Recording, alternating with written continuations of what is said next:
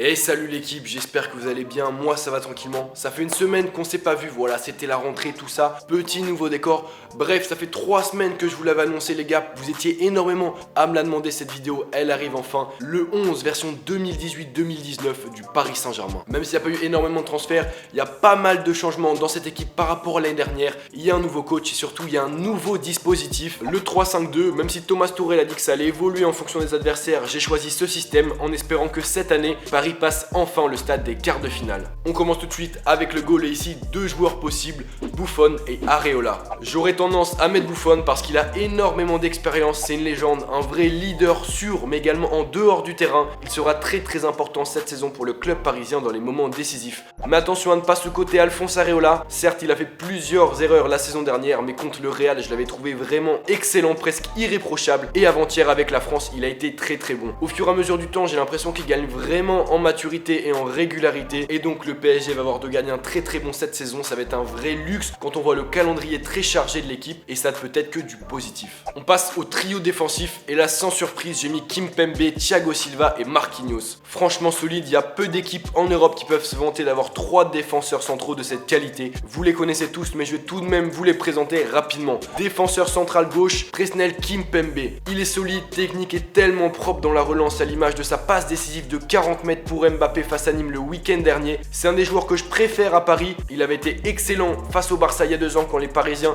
avaient tapé les Catalans 4-0. Même si au final, bon, on sait comment ça s'était fini. Bref, en plus d'être bon, c'est le genre de joueur qui met vraiment l'ambiance dans les vestiaires, notamment avec son enceinte, sa petite playlist et tout. Et ça, c'est super important. À sa droite, on retrouve donc Thiago Silva, un temps qualifié de meilleur défenseur central au monde. Le Brésilien ne semble malheureusement plus l'être. Cependant, il n'en est pas moins que le capitaine parisien est une valeur sûre. Il a notamment démontré tout l'étendue de son talent en juin dernier à la Coupe du Monde avec le Brésil. Après la grosse incertitude de son côté, c'est au niveau du mental. Depuis la claque 7-1 reçue en 2014 face à l'Allemagne, Thiago Silva me paraît très friable mentalement dans les grands matchs et c'est un peu paradoxal pour un capitaine. Et enfin Marquinhos, lui aussi vraiment solide avec une bonne qualité de relance, mais comme pour Thiago Silva, je sais pas si c'est un joueur qui va réussir à véritablement porter ses coéquipiers lors des grandes confrontations. À ne pas oublier le joueur allemand Kehrer qui vient d'être recruté cet été. Certes pour le moment il n'a pas le niveau des titulaires mais il peut être très important, voilà comme je l'ai dit juste avant, dans une équipe qui aura un calendrier très surchargé pour faire tourner etc.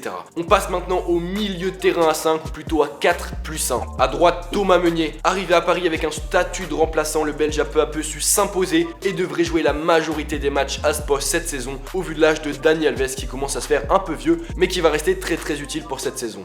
À gauche on a le choix entre 2 joueurs au profil très différents, Di Maria qui est un peu plus offensif et Juan Bernat qui est un peu plus défensif, mais attention, au Bayern de Munich il avait vraiment tendance quand il jouait défenseur gauche à apporter énormément offensivement. Je pense qu'en fonction des matchs, des adversaires et du résultat que Paris doit aller chercher, Tuchel alternera entre les 2 joueurs et c'est pour cette raison que j'ai pas voulu trancher et j'ai mis les 2. Di Maria vous le connaissez bien, pas toujours efficace, il n'en reste pas moins que l'Argentin est un excellent joueur de ballon avec une grosse qualité technique et une frappe de balle pouvant faire flancher n'importe quel gardien. On se rappelle de sa frappe à la Coupe du Monde contre la France qui nous avait fait mal. De son côté, Juan Bernat, on le connaît un peu moins mais ça reste un bon joueur. Il sort d'une saison compliquée avec le Bayern où il n'avait pas vraiment sa place, il a peu joué. Cependant, je pense qu'il pourra vraiment apporter défensivement dans le système à 3 défenseurs et 2 ailiers qui défendent sur les couloirs, mais il pourra également apporter offensivement avec sa qualité de centre qui devrait permettre à Cavani de marquer quelques buts. Pour les 2 milieux centraux, pas de surprise, Verratti, Adrien Rabiot. On a longtemps pensé que Rabiot allait quitter cet été le club parisien, on l'avait d'ailleurs annoncé au Barça et il s'était d'ailleurs avéré qu'il y avait eu des contacts entre le club catalan et le clan Rabiot, mais finalement le milieu de terrain français jouera bel et bien cette saison encore en Ligue 1. Physique, technique et surtout doté d'une très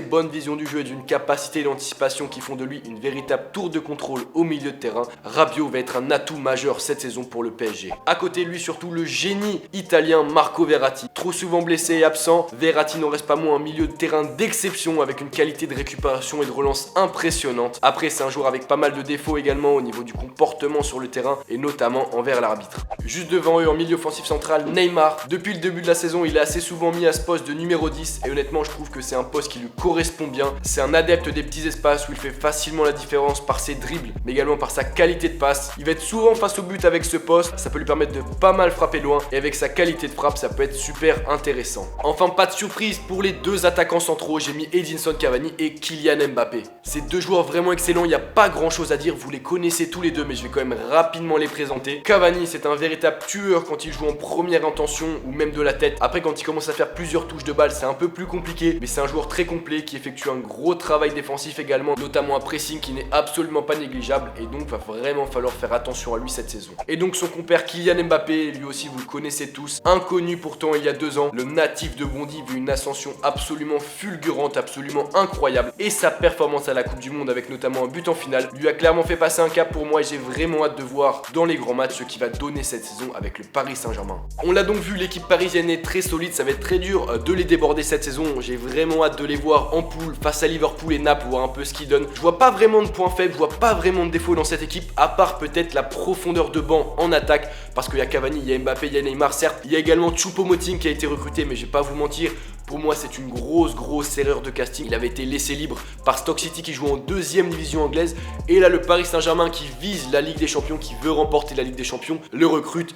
Bref, pour moi, c'est pas une bonne recrue. D'ailleurs, dites-moi les gars en commentaire ce que vous pensez de cette équipe du Paris Saint-Germain et dites-moi votre pronostic quant à leur performance en Ligue des Champions cette année. Et donc voilà les gars, c'est déjà la fin de la vidéo. J'espère que vous avez appris des choses, c'est le principal. On se retrouve très rapidement pour une autre vidéo. C'était Val.